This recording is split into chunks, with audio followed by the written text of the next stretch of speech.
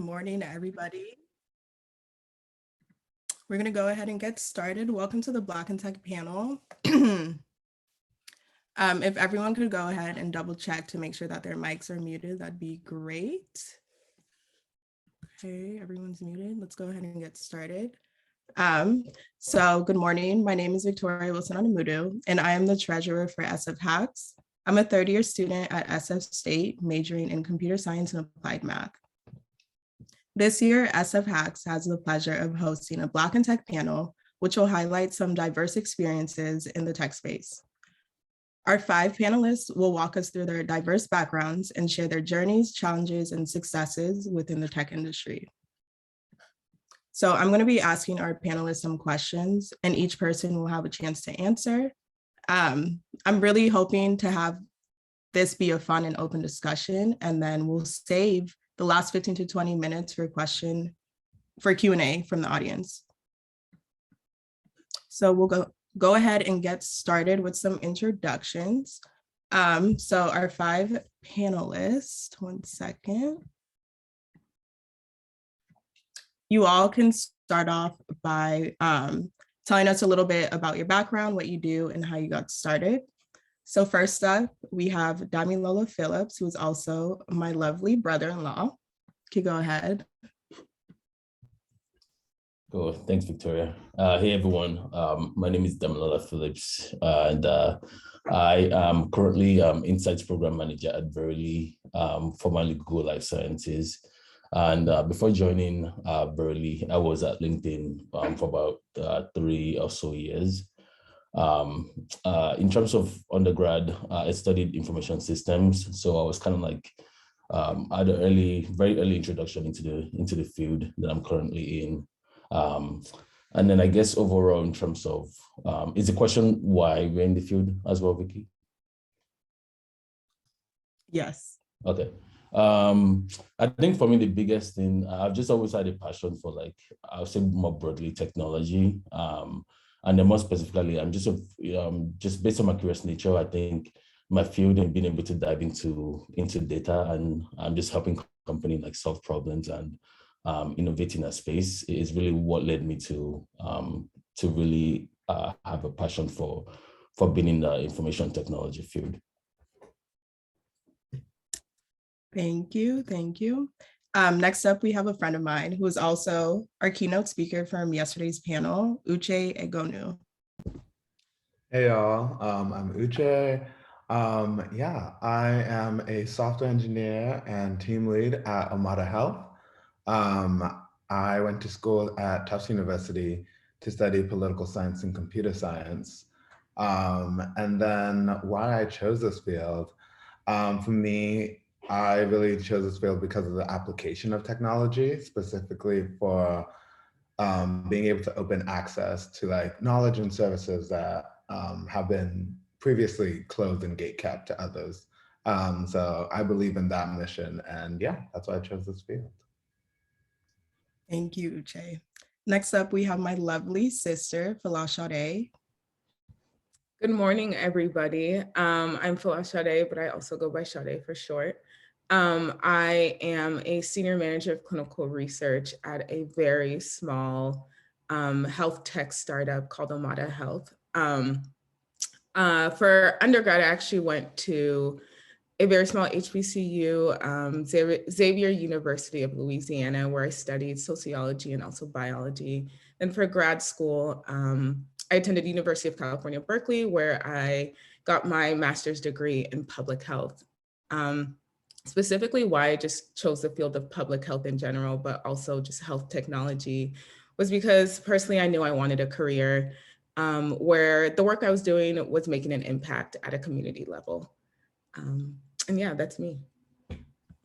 Thank you. Next, we have another friend of mine, Angela Omoni, or AJ for short.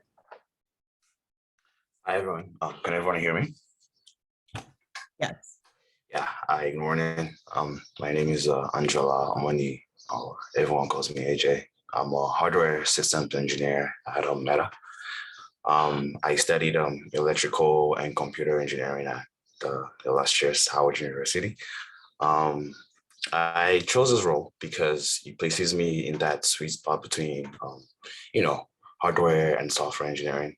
Because day to day, I get to work on, you know, large infrastructure that's full of that touches billions of users, on our platforms, Instagram, WhatsApp, Oculus, and Facebook. And just being able to touch the scale and being able to tackle issues and help build a stable infrastructure for billions of people is very, very fascinating. So this is why I chose this field. Thank you for your intro. Last but not least, the lovely Ochi Egonu.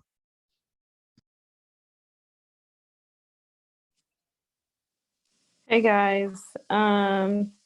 Yep, my name is Ochi. I am the head of business development at a very, very, very tiny digital health startup. Like if Omad is considered very small, my company pretty much doesn't even exist yet. I'm their first employee in the US. And the reason why I chose that job is because I was really interested in pursuing opportunities where not only do I get to work with like emerging technology, but like, sort of like commercializing it and working to even sort of like mature the space around like new technology. So that's it.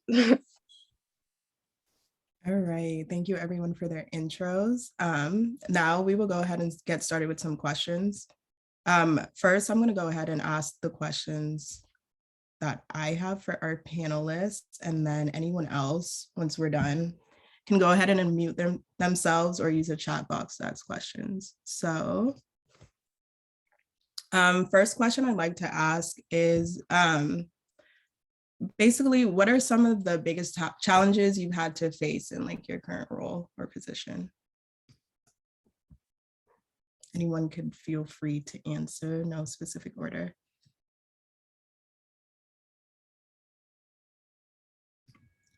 I can get started.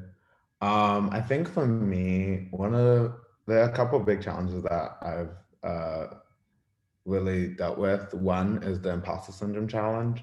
I think that is something that a lot of people in tech, but in a lot of different careers face. And like, that was something that I really had to work through, knowing that like I did deserve to be in this space.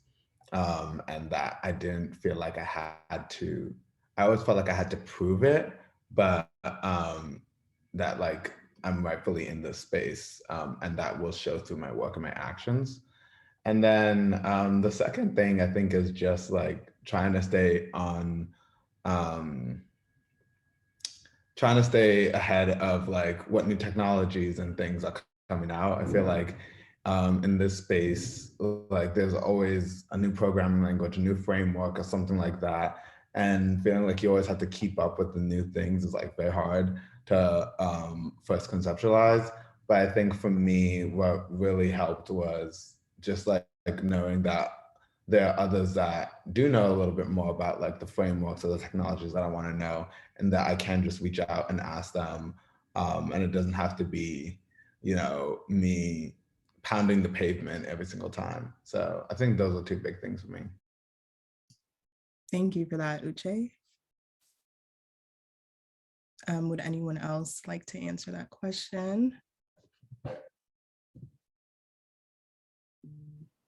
Yeah, I could chime in. I think similar to Uche, I think imposter syndrome was very real for me. I came from the academic space, which is totally different from just industry and working for a tech company where things are kind of done in completely different ways, especially just in the field I work in. So kind of leaving that space and coming into a completely new space, imposter syndrome was just very real. But it was just moments where remembering I had mentors who also kind of did a similar transition, and also just reminding myself that you're meant to be here. You have all the qualifications, you're meant to be in this space. And yeah. Thank you for that. Is there anyone else who'd like to chime in on that question before I move on? Yeah, this is AJ. Aside from imposter syndrome, I think one big thing that it's not really addressed in colleges is time prioritization. This has been a very, very big issue for me because, you know, in college, I feel like they do the prioritization for you because, first of all, you have each course has its own, like, you know, credits, you know, 4-point credit, 1-point credit. So you already know the ones that are important. And coming into the workspace, it's a lot different because, you know, as an intern, you get a very structured 3-month project, but, you know, as a full-time employee, you have to manage multiple projects at once. And I think, yeah, it's been a big challenge for me. It's something I'm really working on, you know. And so I think it's one big challenge that, you know, it's not really talked about, but, you know, being able to prioritize your time and being able to kind of, you know, identify the things that matter, you know, across just a daily 9 to 5 is, you know, a big challenge that, you know, that's being faced right now. So it's one of those things.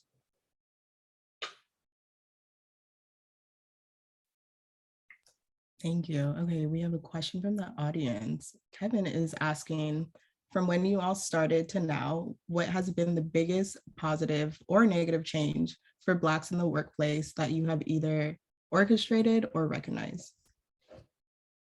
Would anyone like to chime in on that?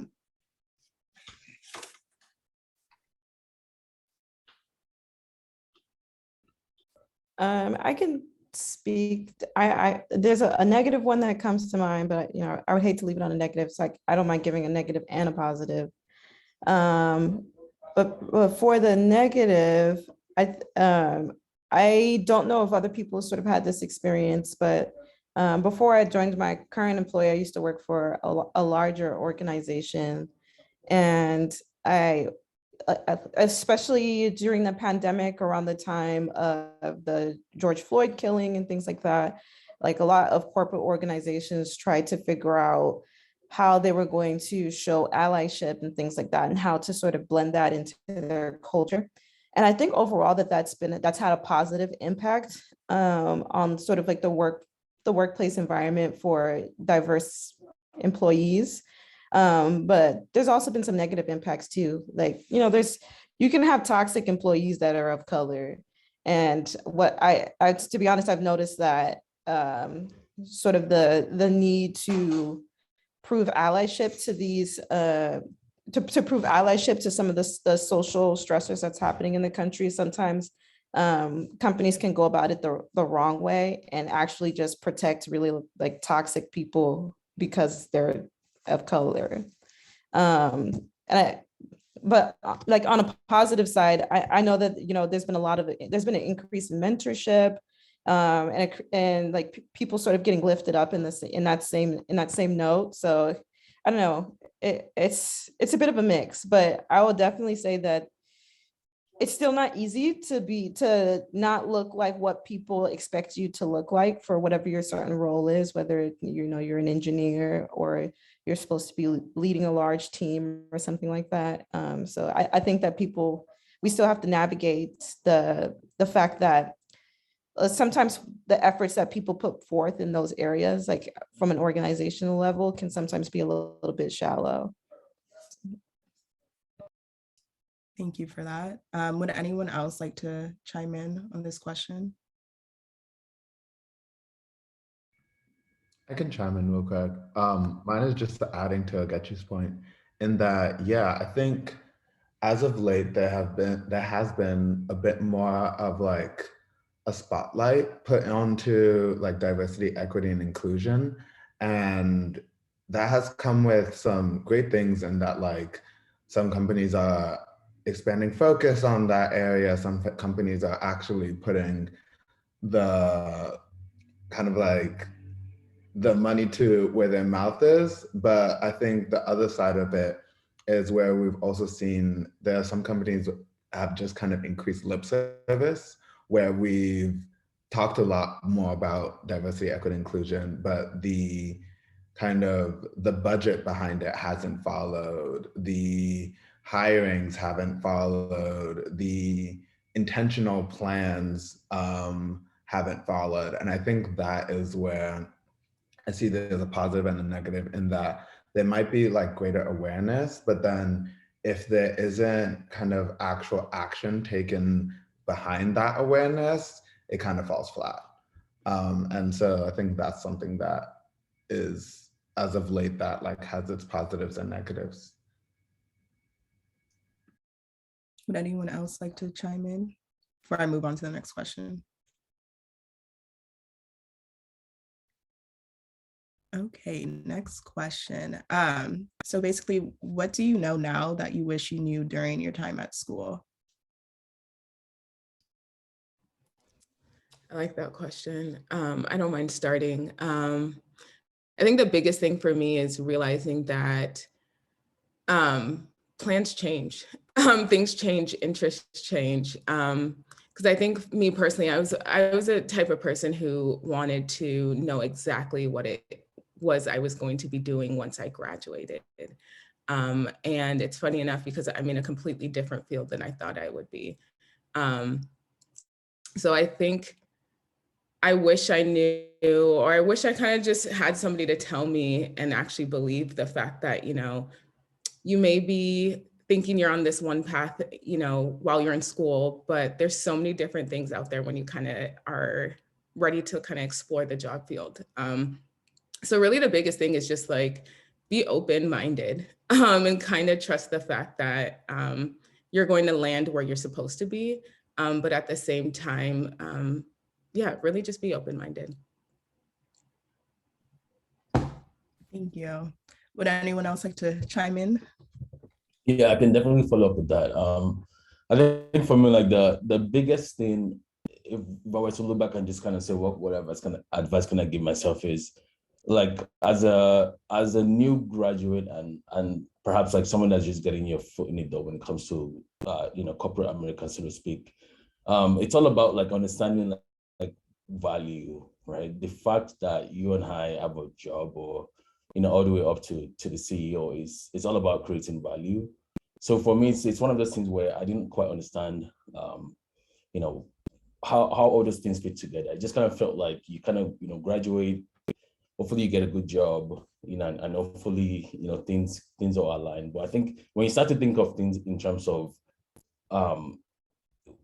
you're going to get hired because they want you to create a value for them, right? Like, and at the point where you start to understand, like, what is the best way for me to show that I can do those things, it would set you up for major success. That for me, like, if I just understood what that meant, I perhaps it would have been a different trajectory.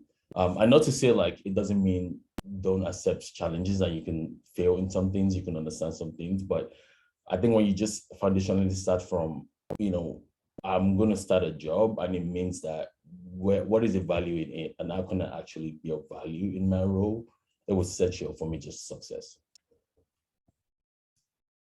Definitely +1 you on that one for sure. Would anyone else like to chime in on this question? Okay, we have another question from the audience. So, do you all have any idea, thoughts, or observations with how Blacks in tech are viewed outside of the US-centric context?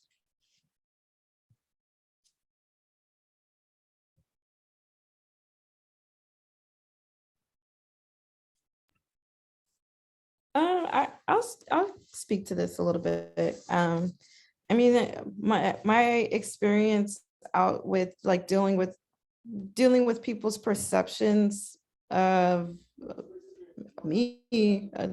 I can't speak for what their perceptions of other, you know, Black people in tech outside of the US, but I did have some like interactions with some tech companies in like Eastern Europe, like Germany to be specific. And one of the most shocking differences I'd find is that people sort of take you at face value outside of the country. I feel like I have more experiences in the US where people don't want to believe that you are sort of like responsible for what you're responsible for, or that you have the experience that you have. But when it came to like, you know, yeah, when it came to people I was working with outside of the country, if I said I had an MD, I had an MD, and they treated me like a physician. And like that, those are things that I didn't really experience as much in the US. So I don't know if that's because they already feel like they're somewhat removed because they already see sort of like what's happening in the US in a certain way. And we sort of end up benefiting from that view that they have of the US. But that was sort of my experience.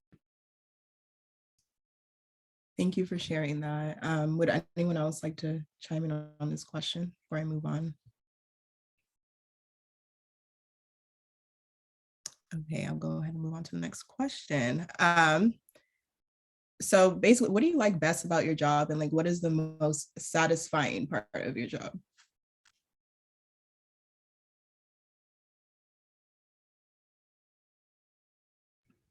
I can start off. For me, and I will say this is not for every person in every company, but I feel like I have really great work-life balance in that, especially folks on my team, we've talked about like, if we need to take off, we know we can take off very easily. And on our team, we put a lot of controls for not like pinging people outside of the work hours and things like that.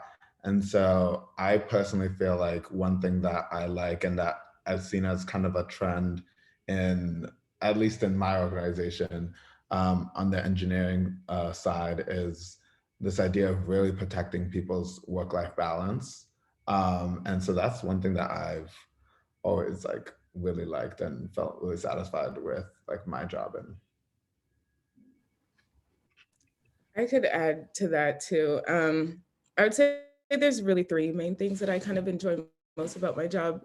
The one main thing being ownership. I think for me, that's an important factor when I'm kind of in a role, is really ownership and really having the autonomy to kind of make my own decisions in my role.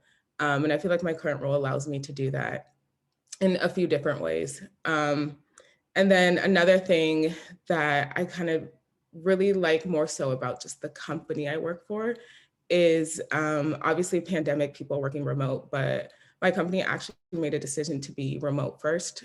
So technically nobody's required to go into an office. I know there's some people who like that kind of office culture and want to go in person and socialize, but I am totally somebody who likes working from home. I hate commuting, and I just enjoy the fact that now I'm not required to kind of go into the office. And another thing for me is professional development. Just coming from someone who has, who's come from just the academic space, there's a lot of things that I was kind of leaving behind moving into this new like tech space.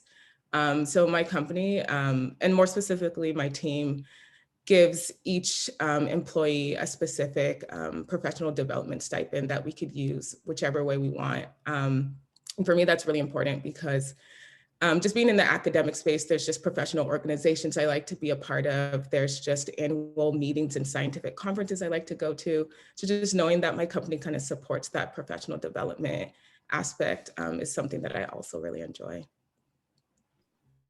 Thank you for sharing, Sade. Would anyone else like to chime in on this question before I move on? Yeah, I can chime in on my end. The biggest thing for me is just opportunity to learn from a whole lot of people. Just, luckily enough for me, I had the experience with LinkedIn, and then now with Verily, it's just the opportunity where you have folks in the room that have done perhaps what you're doing for a long time.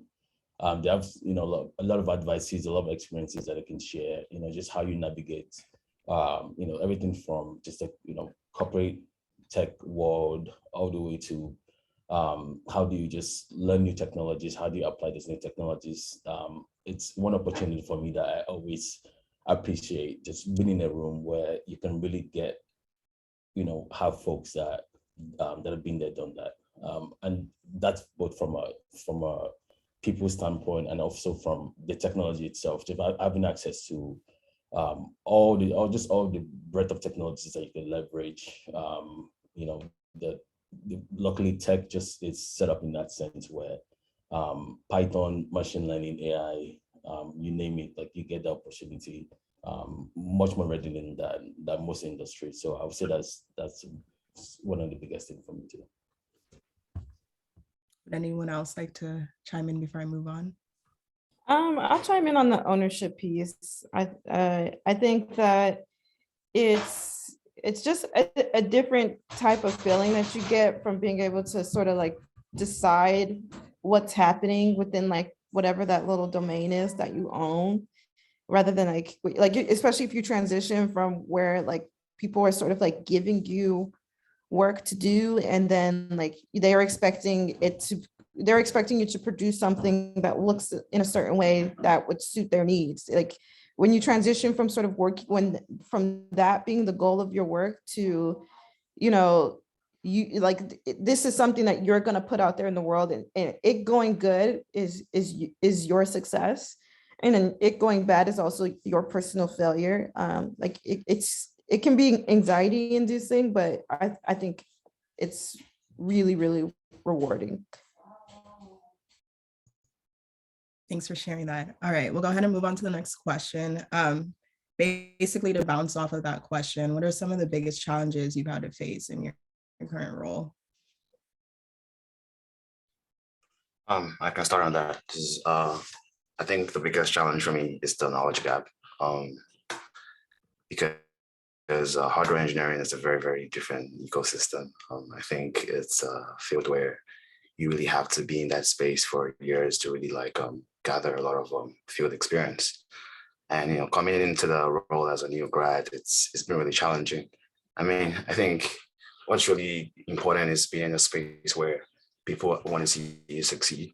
I think that's what matters the most. But yeah, it's been a big challenge for me in the hardware space, the knowledge gap. But I think what's been really instrumental was having people around me that are actually always willing to help with provide resources for me to succeed. But yeah, it's one of those things. Thank you for sharing. Would anyone else like to chime in? Yeah, I could chime in. I would say one of the biggest challenges that I experienced was really just coming into my role at my current company. Like I said, I came from a space, the academic space, which is completely different. So I was sort of doing my work in a way where I was contributing to the scientific community. Like that was the reason behind, the work I was doing. And then moving into the health tech space, I'm kind of doing the same research and work I do, but I'm doing it for a completely different purpose, which is to help a business be kind of marketable and bring in revenue. So for me, that was just, it was a good challenge, but it was more so really just a steep learning curve. So I would say that was like a big challenge just coming into the role. And then really that was, I think, where a lot of my imposter syndrome came in. Like, hey, I was doing this in this space. Do people actually trust that I could do it in this space? And just really questioning if I could still be that same kind of rigorous researcher I was prior to kind of transitioning.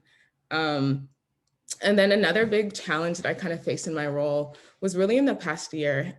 So my team was functioning as, we had someone above me who's really just like our expert in the field, who was also a mentor of mine. And then she left the company for a better kind of just opportunity. And it was me kind of functioning as a team of one for a bit, and then adding another team member, but really having to do my job and then also doing the job of a senior director. And I think that's just another kind of wave of imposter syndrome for me. Really just like, okay, do people actually think I could like get this done, keep this team afloat? So yeah, that's kind of my experience. But at the end of the day, yeah, they might've been challenges, but at the same time, I think they were also just big learning moments for me as well. Would anyone else like to add to this question? I'll add, I think the biggest challenges that I've experienced have come from working on small teams or working on sort of like resource strapped teams that have to prove themselves. So, I mean, like in a company that's got only 6 employees in the US, work-life balance is almost impossible because if you're gone, that's like whole parts of the company that are like, not that don't have staff.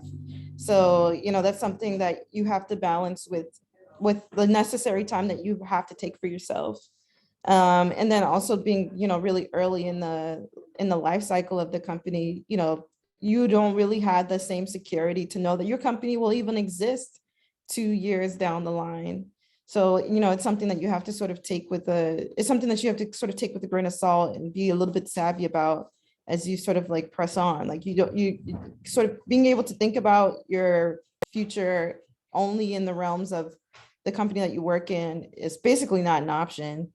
So yeah, it's just finding that balance and figuring out how to be, how to protect yourself, but also sort of do the best work to move your company forward. Thank you. I know we've been talking about the topic of imposter syndrome. So my next question is, what tools, advice, or strategies have you guys found helpful for coping with imposter syndrome? I can start that one off. I think for me, the biggest sort of mindset shift that I came to realize is just, you know, just betting on yourself. Especially in tech, you almost like fight that battle in a big way again. You know, with imposter syndrome, you're gonna be the, you know, in a big way the minority. I think even when I was at LinkedIn, it was like 5% of the global workforce was you know, persons of color, right? So yeah, so I think the biggest thing is just always betting on yourself, honestly. No one's going to be the biggest advocate for what you want, where you want to be, how you want to succeed in your career than yourself. So when you start to understand that, and when you start to say, when it comes to what you want, you're going to be the loudest voice. People start to listen, honestly. And the flip side would definitely hold true when if you don't speak up, you definitely get put in a place that perhaps you don't want to be. It could be the projects you don't want to do, the role you don't want to take. So the biggest thing, just always bet on yourself. It's something that I make sure I put myself in that mindset every single day. Would anyone else like to add? I can go. So with imposter syndrome, there are a few things that I like think about that I've learned. One was like one of the things that I talked about yesterday was really understanding that, I mean, this also I will say can be better sometimes when you're starting off, but knowing that you don't have to have all the answers and understanding that one, it's okay to ask questions, but like two, sometimes we fear that like, oh, we need to have all the answers. If we don't have all the answers, that's like shows up poorly on us. But sometimes it's also great to understand that what's also really smart is knowing when and how to ask the right questions. And that shows up a lot better for you than you would think it does. Because it does show that like you are actively trying to seek that knowledge and you are actually trying to like close those gaps that you've had before. So especially in starting your career, I'd say like being able to understand that you don't have to have all the answers. It's okay to be continuously trying to seek that knowledge. And then the second thing is seeing that imposter syndrome is like at the core of it also anxiety. I try and like take some of the same approaches to imposter syndrome that I take to like anxiety, of like grounding myself in truths. Like, what are the truths that you have so far? Like that you were hired here, that like you do have the background for this job, that like, let's say you've done performance reviews before, like you've gotten good performance reviews. Those are the truths that you know. And like really understanding those and grounding yourselves in those kind of helps you like at least understand like I'm not just like somebody who is like faking it until I make it, or somebody that doesn't deserve to be here. Like, you know, and you have the data that you deserve to be here. And so being able to like really hold that up for yourself. Thank you for sharing. Would anyone else like to chime in before I move on to questions from our audience? I'll chime in. Okay. The one thing that you can always do if you find yourself in a situation where you feel like you don't know everything is you can read. Like, do not underestimate the power of looking it up, because it will really set you apart. Because to be honest, a lot of people don't read and they don't look things up, and they will speak loudly. So if you read, you're better than them, you're better than most already. And then just also, so like I think I will chime in with what Dami said, to bet on yourself and feel comfortable betting on yourself, but understand that if you want to succeed, you have to be okay with the fear of failure. And then, like, things you can do to make yourself okay with that fear is like read. And then also, the dangerous thing to do is to know that you have gaps and do nothing about it. If you're doing that, then yeah, you should be scared. But if you're doing things about it, then really you're probably going to be just fine. Thank you for that. Okay, so we have a few questions from the audience. First one is, so a few days ago, we had a woman in STEM panel. One of the panelists brought up that sexism now is more covert than overt. Do you think this is also the case for racism in general or in the workspace?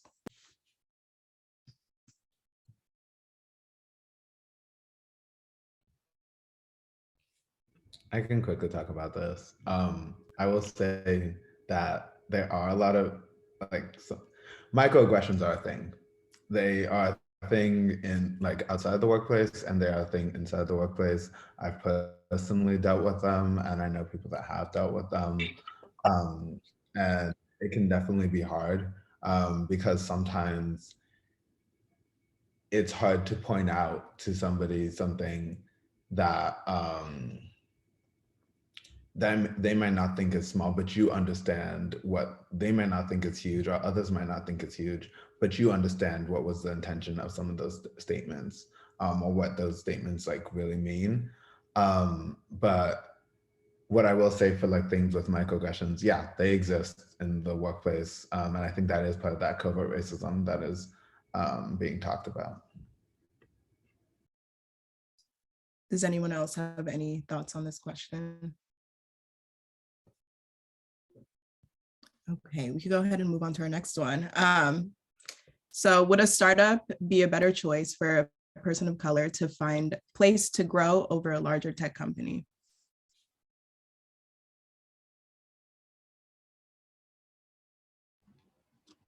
I can start here. To be honest, I think it really depends. I think one thing that I do want to say is that there's a very big difference between, a startup and then also just what kind of startup, like an early stage startup, a later stage startup. And there's just very clear differences between, a startup and a big company, like a Google or a LinkedIn or a Salesforce. And I personally don't have experience working at one of the larger tech companies. I've only been in the startup space.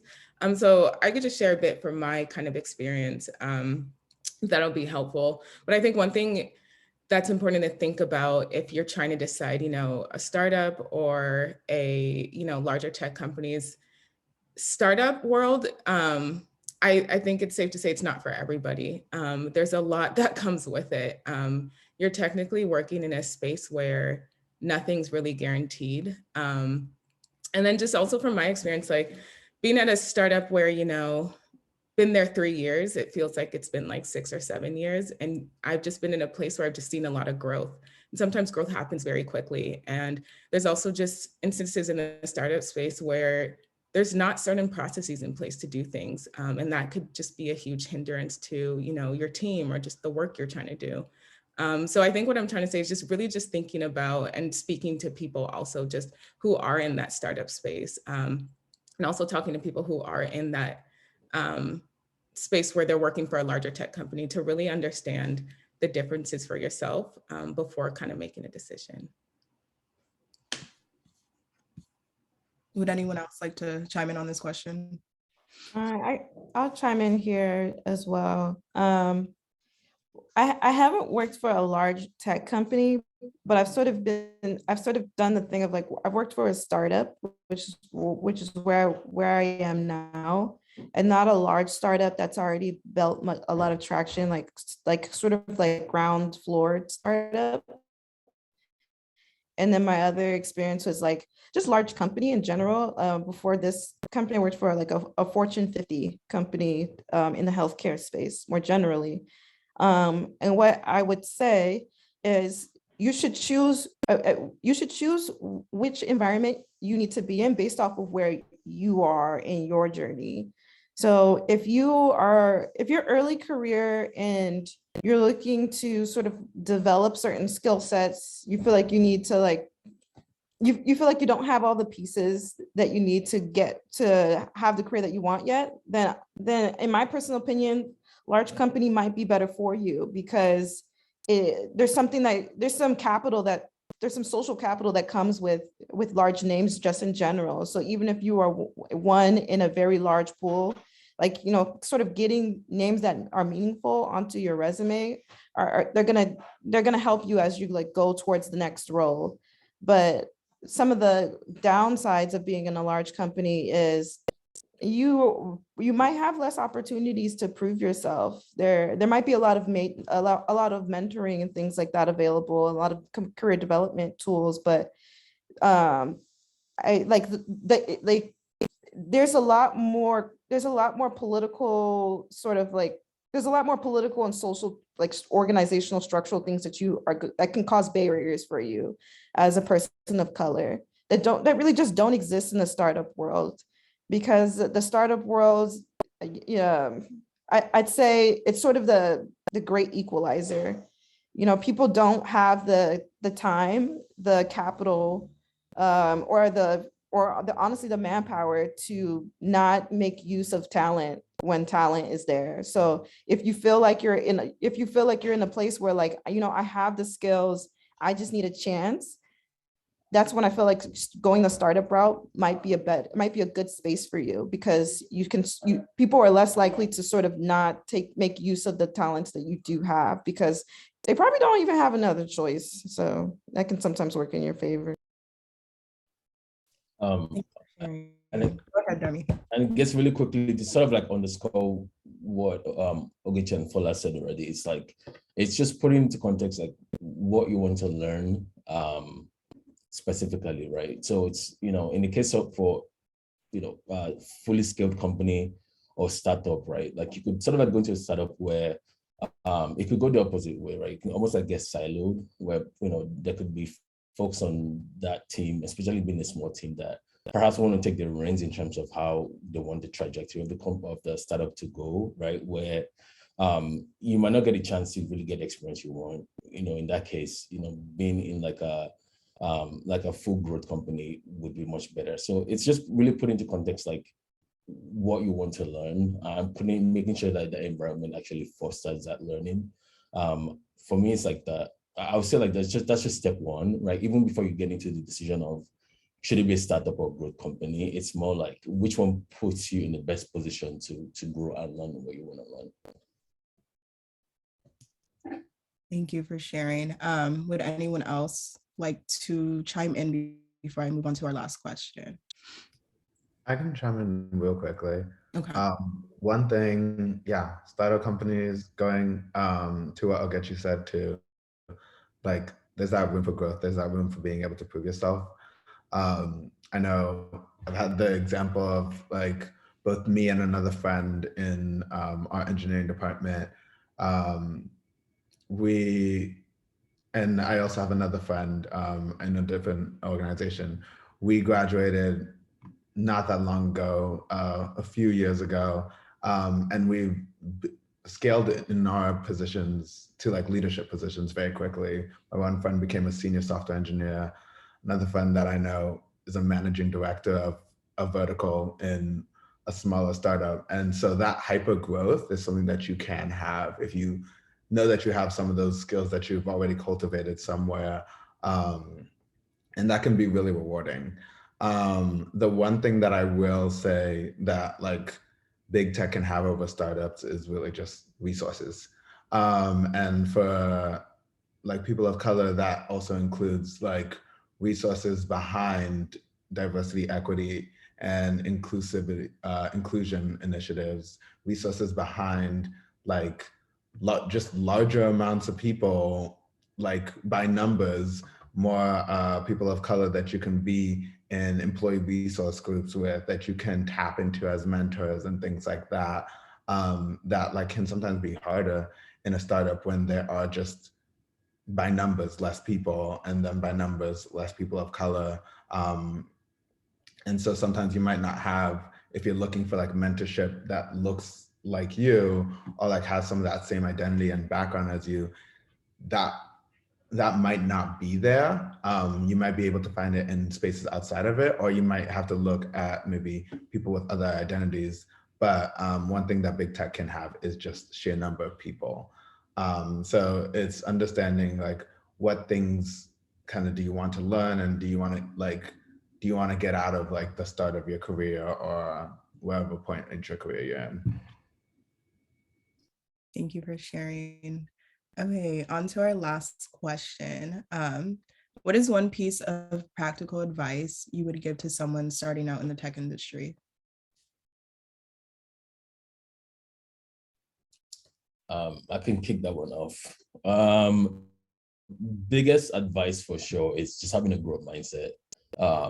It's you almost literally will never succeed in a tech space if you don't have that mindset. It just revolves around just the nature of the industry, in a big way, just the culture of, imagine Facebook and LinkedIn and Salesforce, and even startups obviously too, right? Where innovation is like the name of the game. It's a very, very competitive landscape. Even, you've had, say, for example, Facebook, right? And we had Facebook for close to a decade, and then we had Instagram, and we had Instagram for, 5-6 years, and now it's TikTok, right? So it's like technology evolves so rapidly that when you just get in a position, in your position, or you start your, internship or your role, when people start to see that you have that growth mindset, it sets you apart, right? Like, Ochi already mentioned, for example, we read a lot, things that something needs to be solved. You're one of those people that want to dive in a little deeper, or read a little bit more. That would set you up apart very, very quickly, as opposed to like your peers, or in a big way. So really the biggest thing for me, just have that, know what it means to have a growth mindset, and always practice that religiously. Thank you. Would anyone else like to chime in on this last question? I could go too. The practical advice I would say, and this has already been kind of like touched at, keep learning. And in all stages, you can keep learning, and there are different ways to do that. In college, getting out of college, that's like practicing your interviews. I mean, right now I'm speaking for the lens of people that may be going into software engineering, but like practicing your interviewing, your coding challenges, things like that, practicing a new programming language. When you're in industry, that's keep learning, as in like learn new sorry, y'all. Learn new frameworks, reach out to mentors that are like in spaces that you're interested in. That's continue reading up on different like principles in like the programming language, the frameworks that you're in, etc.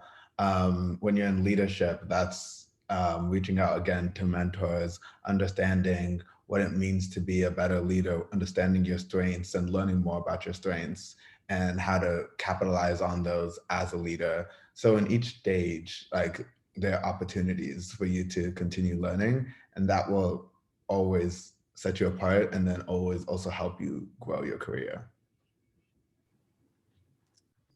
I just had one thing to add, kind of chiming on to what she said, Uche, about just mentorship. I think if you're looking to start out, move into the tech industry, or you're just, just trying to start out in tech. I think for me, one thing that benefited me a lot is just having a solid mentor, someone that I could just rely on and kind of just speak to when I'm just experiencing things that I'm just like, I just need advice on, or just guidance on.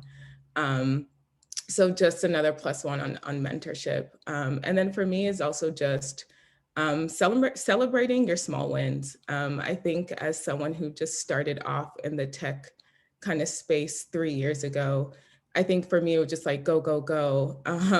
But it also is just important to take time to realize just all the accomplishments, all your small wins, even if it's you just writing it down and then coming back to it and just remembering it and just giving yourself just a little, pat on the back.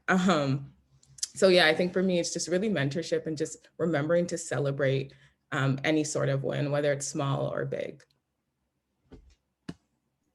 Yeah. The one thing I would add, which sort of piggybacks off of what both Damien and Uche said about growth and learning, is just try to be really intentional about finding the right balance between depth and breadth of what you bring to the table. Because having certain depth on whatever your field is really important. But you're going to at some point, if you're going to make it to the farthest point that you can possibly make it, it's going to require a really good balance of both. So if you're an engineer, you should be really good at that. But you should also make sure that you know how to manage teams and that you are thinking about what you're doing, not only from a technical perspective, but how does it affect the business that's being run? And like, you want to make sure that all the time that you're thinking about stuff from multiple angles, because at the end of the day, that's what the company as a whole has to do. And like, the more that you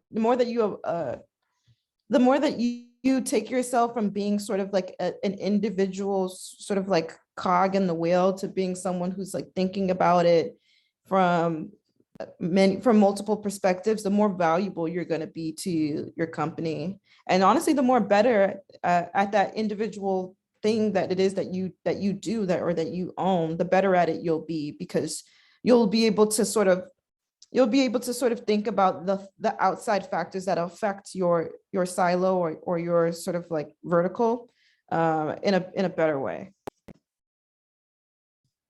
Thank you for sharing. Would anyone else like to chime in before we close this out? Okay, so that concludes our questions for the panel. Before we end, does anyone from the panel have any like last minute closing remarks they'd like to share? Well, I had a question. Am I able to ask that? Yes, go ahead. So my brother was telling me about like an instance where they had like race training basically in his job. And like, that's something I fear for, because like 100% of the battle is getting there, right? Like the whole Blacks in Tech, it's about representation. But if they have like weekly or monthly instances where you have to like explain to everyone, like I think they said to like the white workers like that they're inherently racist and they have to do certain things like for Black workers, and I'm like I don't ever want to like have to go through that. I think it's called like positive discrimination or something. Have you guys ever dealt with that? Almost as if they don't treat you normally. It's like they're like pushing you towards like in a box pretty much. I'd say always make sure to advocate for yourself, and don't only address the things that you feel comfortable with. It is not your personal job or duty to teach people things that they should have been taught by their parents. So, make sure that you protect yourself in those spaces, because sometimes people will sort of look to you if you're the only one, especially when things happen in society and then they want somebody to speak. They may look at you. Just look right back at them if you don't feel comfortable talking about it, because you really don't have to. Like, there are people who choose to speak up in these spaces, and we do need that. But I think that every individual has the right to decide like in what way they want to sort of play a role in all of this? Yeah, I would plus one that. Almost like kind of following like mind the business that pays you, honestly. Like sometimes it can be like great to like speak up on different things if you have a perspective that you want to share. But if somebody's pushing you for that, like you can advocate for yourself. You don't have to push into that corner because it's really draining. Like it is really, really draining work to continuously be talking about some of those things. Like I've been in a spot where like a company has like asked like that we all talk about X, Y, and Z, and then you're looking around the room and you're the only Black person in the room, so everybody's looking at you. It can be Yeah, I hate that feeling. Like, yeah, it can be really hard, and like a lot of those some of those instances and things like that, like Ogechi said, like you don't have to be like outpouring your whole soul. Like never, don't let them make you feel like you have to.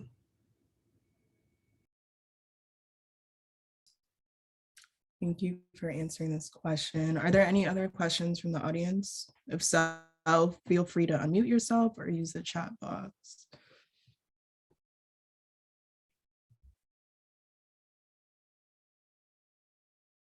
All right, that will conclude our panel. I just want to thank each one of our panelists for taking time out of their Sunday to share their journey and experiences within the tech space. Before we end this panel, I'd like to take a group photo.